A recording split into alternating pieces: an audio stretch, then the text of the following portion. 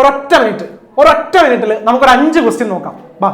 Contour lines, contour values, contour interval, slope, contour ലൈൻസിൽ നിന്ന് തിരിച്ചറിയാൻ പറ്റുന്ന ഒരു 3 കാര്യങ്ങൾ ഏതൊക്കെയാണെന്നുള്ളത്. ഈ കാണുന്ന പിക്ചറിലുള്ളതാണ് കോണ്ടൂർ ലൈൻസ്. എന്താണ് contour lines? Contour lines are the imaginary lines connecting the places having same elevation above the sea level. സമുദ്രനിരപ്പിൽ നിന്ന് ഒരേ ഉയരമുള്ള സ്ഥലങ്ങളെ തമ്മിൽ യോജിപ്പിച്ച് വരയ്ക്കുന്ന സാങ്കല്പിക രേഖകളാണ് കോണ്ടൂർ രേഖകൾ. അടുത്തത് എന്താണ് കോണ്ടൂർ വാല്യൂസ്? ഒന്നുമില്ല, ഓരോ കോണ്ടൂർ രേഖയോടൊപ്പം അതിന്റെ ഉയരം അഥവാ ആൾട്ടിറ്റ്യൂഡ് രേഖപ്പെടുത്തിയിട്ടുണ്ടാകും. അതിനെയാണ് കോണ്ടൂർ വാല്യൂസ് എന്ന് പറയുന്നത്. എന്താണ് കോണ്ടൂർ ഇന്റർവെൽ? അടുത്തടുത്ത 2 കോണ്ടൂർ വാല്യൂസ്. ആ കോണ്ടൂർ വാല്യൂസിന്റെ ഡിഫറൻസ് ആണ് കോണ്ടൂർ ഇന്റർവെൽ എന്ന് പറയുന്നത്. 100, 200, 300. സോ ഇവിടുത്തെ കോണ്ടൂർ ഇന്റർവെൽ നമുക്ക് 100 ആണ് എന്ന് പറയാൻ പറ്റും.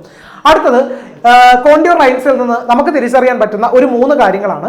Altitude of the place, nature of the slope, shape of the landform. ഭൂപ്രദേശത്തിന്റെ ഉയരം, ചരിവിന്റെ സ്വഭാവം, ഭൂരൂപത്തിന്റെ ആകൃതി. ഇനി ലാസ്റ്റ് ക്വസ്റ്റ്യൻ, കോണ്ടൂർ ലൈൻസിന്റെ ആ ഒരു സ്ലോപ്പ്. കോണ്ടൂർ ലൈൻസ് അടുത്തടുത്താണ് പ്ലേസ് ചെയ്തേക്കുന്നത് എന്നുണ്ടെന്നുണ്ടെങ്കിൽ അത് കുത്തനെയുള്ള ചരിവായിരിക്കും, സ്റ്റീപ്പ് സ്ലോപ്പ് ആയിരിക്കും. കോണ്ടൂർ ലൈൻസ് അകന്നകന്നാണ് കിടക്കുന്നത് എന്നുണ്ടെങ്കിൽ, വൈഡ്ലി സ്പേസ്ഡ് ആണെന്നുണ്ടെങ്കിൽ അത് ജെന്റിൽ സ്ലോപ്പ് ആയിരിക്കും, അഥവാ ചെറിയ ചരിവായിരിക്കും. ഓക്കെ.